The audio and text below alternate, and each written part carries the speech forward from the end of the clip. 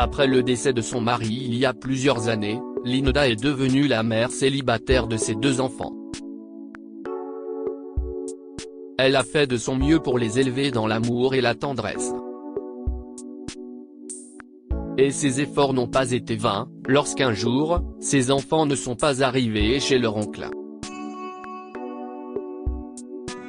Linda est veuve et mère célibataire de 2 enfants, sa fille de 11 ans, Diana, et son fils de 10 ans, Dylan. Ils vivaient dans une petite ville de l'Amérique rurale.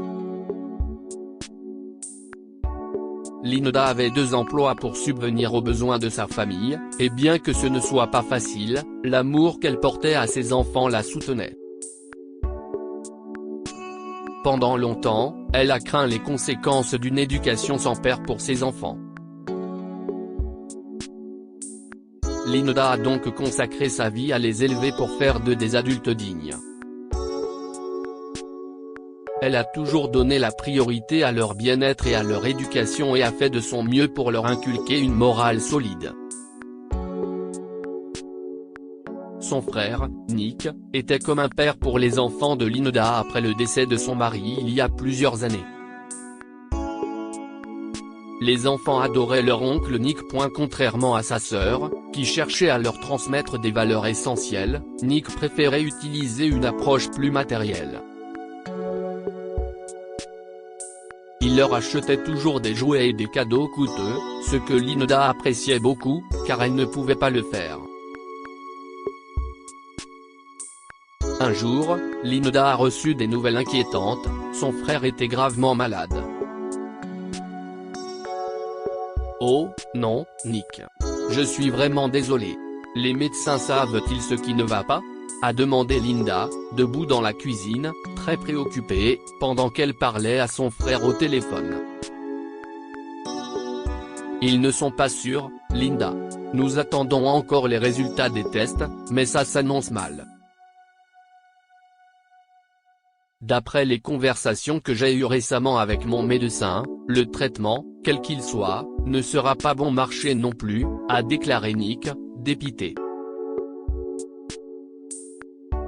Je suis vraiment désolé, Nick. Sache que je suis là pour toi. Je ne peux pas faire grand-chose financièrement, mais je suis là pour toi. Tu n'as qu'à le dire si tu as besoin de quelque chose, a assuré Linda à son frère, la voix brisée par l'angoisse qui la submergeait. Je sais, Frangine. Tu as toujours assuré mes arrières, depuis que nous sommes petits. Maintenant, s'il te plaît, ne t'avise pas de pleurer parce qu'alors je pleurerai, et cet appel sera encore plus triste qu'il ne l'est déjà. Chiche, a dit Nick en partageant un léger rire avec sa sœur. Je suis sérieuse, Nick. N'importe quoi, n'importe comment, a insisté Linda. En fait, il y a quelque chose que j'aimerais que tu fasses pour moi, a dit Nick.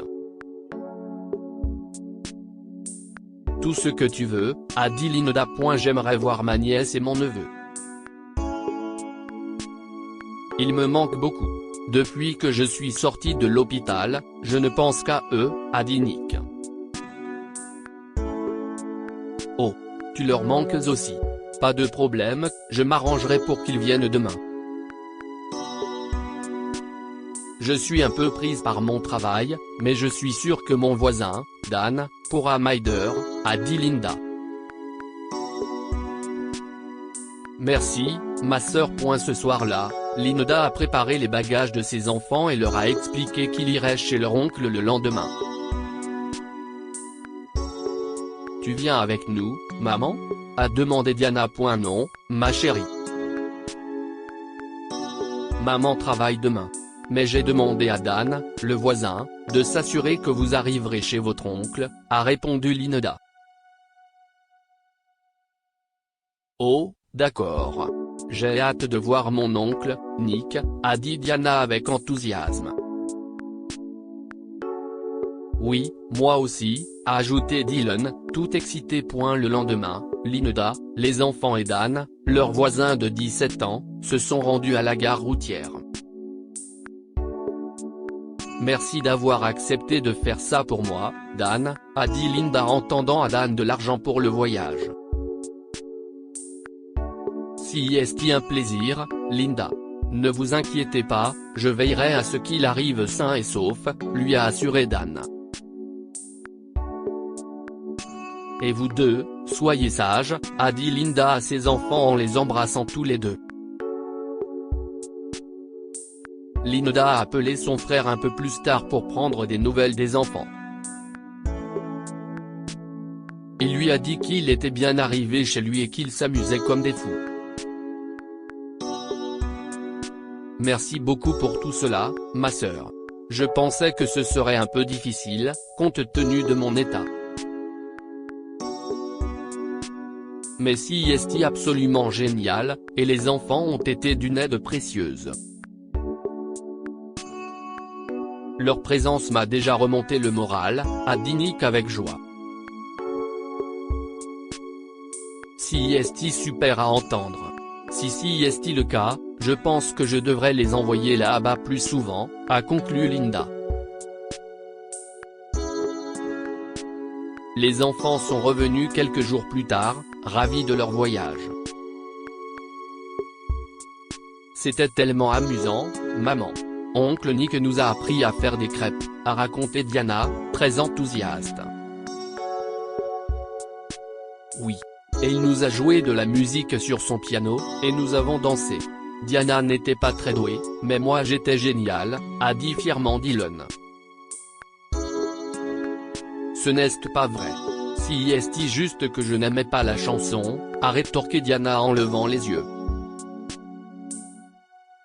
Linda ne pouvait s'empêcher de rire en entendant les récits de ses enfants de leur visite chez leur oncle. Ils avaient l'air d'avoir vraiment apprécié. Même Nick semblait être de meilleure humeur la fois suivante. Il a demandé à Linda si elle pouvait les emmener à nouveau, ce qu'elle a accepté. Une semaine plus tard, il était temps pour les enfants de rendre à nouveau visite à leur oncle. Malheureusement, Linda ne pouvait toujours pas faire le voyage en raison de ses obligations professionnelles. Elle s'est donc arrangée avec Dan pour qu'il les accompagne à nouveau, ce qu'il a accepté. Mais cette fois-ci, les choses ne se sont pas déroulées comme prévu. Comme d'habitude, Linda a appelé son frère quelque temps après leur départ pour savoir comment s'était passé leur voyage. Ce qui s'est passé au cours de leur conversation l'a fait frissonner. J'étais sur le point de t'appeler, Frangine. Les enfants. Ils ne sont jamais venus, a dit Nick, confus. Comment ça, ils ne sont pas venus? Ils devraient être là-bas depuis longtemps. Oh, non. Mes enfants? s'est écriée Linda, paniquée. Elle a immédiatement coupé la communication et a appelé Dan, espérant qu'il ait des réponses. Dan, où sont les enfants? A-t-elle demandé immédiatement lorsque Dan a répondu. Ils ne sont pas arrivés chez leur oncle? A demandé Dan, paniqué. Tu me demandes sérieusement cela? Si est toi qui devrais t'assurer qu'il arrive là-bas, s'est emporté Linda. Je suis désolé, a dit Dan en commençant à pleurer. Je ne voulais pas les quitter, mais ma petite amie m'a appelé et m'a invité à lui rendre visite. Elle habite tout près, a dit Dan, la voix tremblante. Ils ont dit qu'ils connaissaient le chemin et qu'ils pourraient facilement se rendre chez leur oncle. Je suis donc descendu du bus. Je suis vraiment désolé. Linda, furieuse, a coupé la communication avant que Dan ne puisse terminer sa phrase. Linda a ensuite appelé la police locale ainsi que le service d'autobus local. Cependant, la police lui a dit qu'il était encore trop tôt pour signaler la disparition d'une personne et qu'il n'y avait pas grand-chose à faire pour l'aider pour le moment. Linda était alors complètement désemparée. Elle pleurait amèrement, paniquée, se rappelant constamment que chaque seconde perdue à pleurer était une seconde de plus qui pourrait être utilisée pour retrouver ses enfants. Submergée par la peur et l'incertitude, Linda ne savait pas quoi faire. Elle a décidé de se rendre à la gare routière et de parler au chauffeur de bus qui était en service lorsque les enfants voyageaient. Après un certain temps d'enquête, elle a finalement trouvé le chauffeur de bus.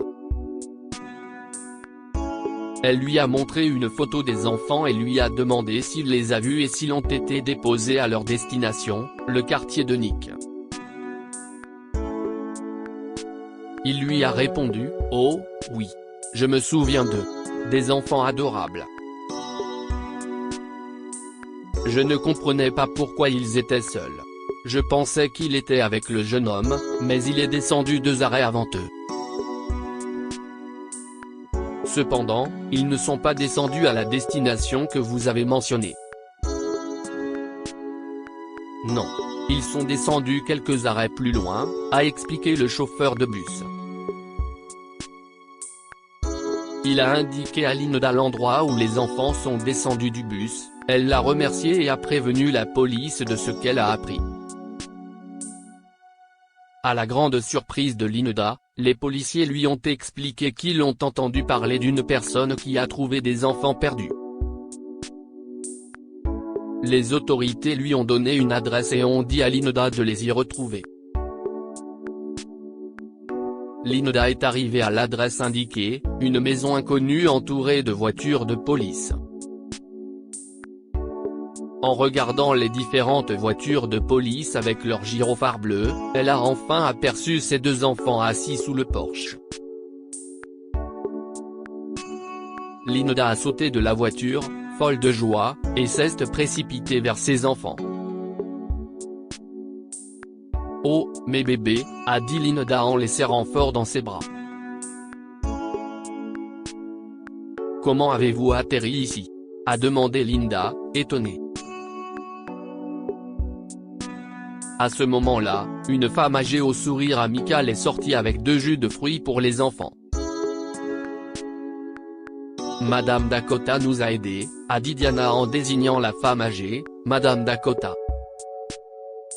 « Oh, merci, madame. Merci beaucoup », a dit Linda en serrant Madame Dakota dans ses bras. «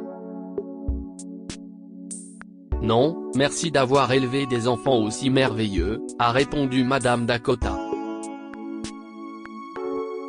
Madame Dakota et les enfants ont finalement expliqué à Linda ce qui s'était passé. Les enfants étaient descendus au mauvais arrêt. Le temps qu'ils s'en soient rendus compte, le bus était parti et il s'est mis à pleuvoir à torrent. Diana s'est mise à pleurer pendant que Dylan essayait de trouver un moyen de rejoindre leur oncle depuis l'endroit où il se trouvait. Dylan a convaincu Diana qu'il connaissait le chemin, mais malheureusement, ils se sont perdus encore plus. La pluie s'intensifiant, les enfants se sont ensuite abrités sous le porche d'une vieille maison abandonnée. En attendant que la pluie se calme, les enfants ont remarqué que Madame Dakota, trempée, se débattait avec ses bagages. Les roues de sa valise étaient cassées et elle devait porter la lourde charge sous la pluie. « Nous devrions l'aider, Dylan, a dit Diana. « Tu es folle ? Je ne ferai pas ça », a dit Dylan en secouant la tête. Dylan a soupiré. « D'accord, allons-y. » Les enfants se sont approchés de Madame Dakota et lui ont proposé de l'aider à porter ses bagages. Elle fut extrêmement reconnaissante et expliqua que son fils devait venir la chercher mais qu'il avait été appelé d'urgence à l'hôpital où il travaillait. « Et vous deux ? Vous avez l'air un peu trop jeune pour être ici tout seul, a dit Madame Dakota en marchant avec les enfants.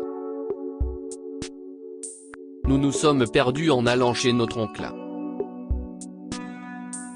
Notre mère avait demandé à notre voisin de nous accompagner, comme il le faisait habituellement, mais il est descendu du bus avant nous pour rejoindre sa petite amie, a expliqué Diana. Oh, non. Je suis désolé de l'apprendre. J'apprécie vraiment que vous m'aidiez tous les deux. Quand nous serons rentrés à la maison, je vous aiderai à contacter votre mère, a dit Madame Dakota. Lorsqu'ils sont arrivés chez Madame Dakota, elle a donné aux enfants du thé et des vêtements chauds. Puis elle a appelé la police et a raconté tout ce qui lui était arrivé, à elle et aux enfants. Linda est étonnée de voir à quel point ses enfants se sont bien comportés. Vous devriez être fiers d'eux. Et de vous-même pour les avoir élevés. Ils sont vraiment uniques, a dit Madame Dakota à Linda. Linda a essayé de retenir ses larmes, mais n'y est pas parvenue. Pendant tout ce temps, elle s'était inquiétée de son rôle de mère, craignant d'échouer.